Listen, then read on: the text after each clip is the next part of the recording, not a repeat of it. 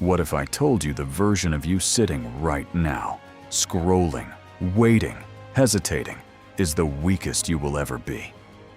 Not because life broke you, but because you let it. Every single day, millions of people wake up, go through the motions, and fall asleep, feeling like something is quietly draining out of them. They cannot name it. They cannot fix it. They just feel less sharp, less alive, less like who they were supposed to become. And here is the brutal part. They are not failing because they lack talent. They are not failing because the world is unfair. They are failing because nobody ever taught them one dangerous truth. Your mind is either your greatest weapon or your worst prison. 2,000 years ago, a man sat alone in his private chambers, the most powerful ruler on earth, and wrote to himself. Marcus Aurelius, emperor of Rome, facing wars, plagues, betrayal, and grief, wrote this: "You have power over your mind, not outside events. Realize this, and you will find strength." That system of thought, Stoicism, did not make his life easier. It made him unbreakable. And today we're going to use it to make you unbreakable too. 8 brutal Stoic laws. No comfort, no flattery. Just truth, the kind that changes how you live from this moment forward. Before we begin, make sure to like the video and subscribe to Iron Mind Society for more powerful Stoic lessons that sharpen your mind. Let us begin. Number 1. Embrace discomfort like a weapon, not a warning. Your body is lying to you.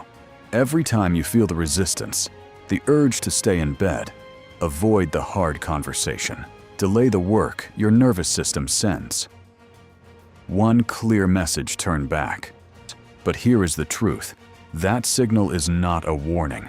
It is a compass. Marcus Aurelius wrote, "The impediment to action advances action. What stands in the way becomes the way." The obstacle is not blocking your path. The obstacle is the path. Think about every moment in your life where you truly grew. It was not comfort. It was pressure, failure, exhaustion.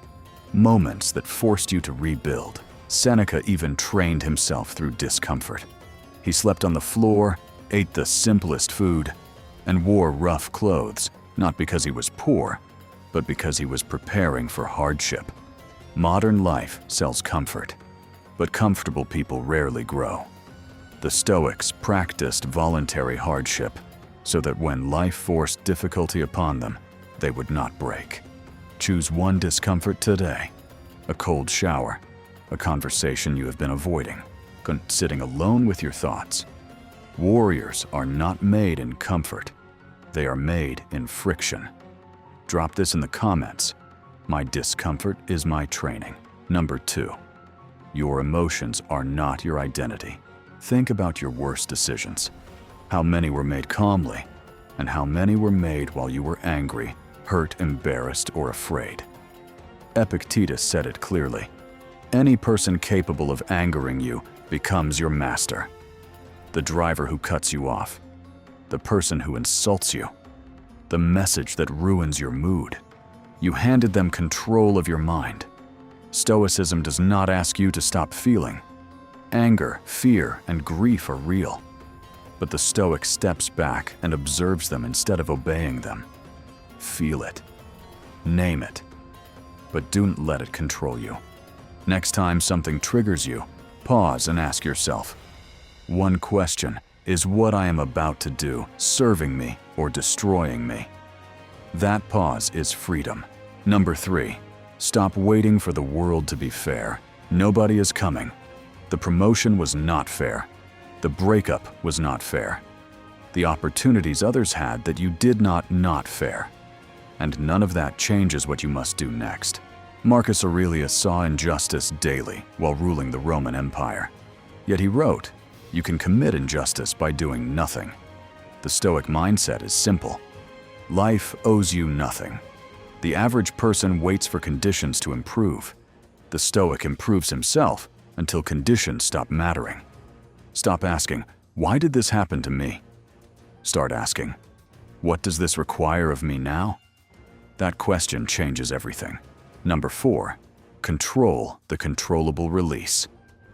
Everything else. Right now. There are countless things pulling your attention, what people think of you, whether your plan will succeed, whether life will cooperate. The Stoics divided the world into two parts: what you can control and what you cannot control. You can control your thoughts, your actions, and your choices. But everything else lies outside your control. You cannot control outcomes, but you can control preparation. You cannot control the storm, but you can control how you navigate it. Every time anxiety appears, ask yourself, is this within my control? If yes, act. If not, release it. That clarity is power. Number 5. Voluntary hardship builds. What comfort destroys. The easy life can be the most dangerous life. Generations that never face difficulty often collapse when real pressure appears. Seneca practiced poverty even though he was wealthy. He deliberately lived with less to prepare for adversity. Because when the hard day arrives, you do not rise to motivation, you fall to preparation. Wake up earlier than you want. Fast for a day. Remove a comfort you rely on. Train yourself now while the stakes are low, so when life becomes difficult, you do not flinch. Number 6. Fall in love with the work, not the result. Modern culture worships results. Followers, money, recognition. But people who chase results often quit the fastest when results do not come quickly. Epictetus said, "Freedom is won by disregarding things that lie beyond our control." When you tie your identity to outcomes, you become fragile. But when you focus on the quality of your effort, your discipline, your craft, your consistency, you become unstoppable. Write because writing sharpens you. Train because training builds you. Focus on the work, and results often follow those who stop chasing them. Number 7. Remember you will die. Most people live as if they have unlimited time. They delay the life they want to live. The Stoics had a practice called Memento Mori, remember you will die. Marcus Aurelius wrote, "You could leave life right now." Let that determine what you do, say, and think. When you truly remember this, excuses lose their power. The work you want to begin now.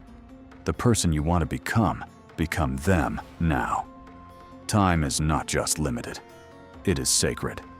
Number 8. Be a warrior for virtue.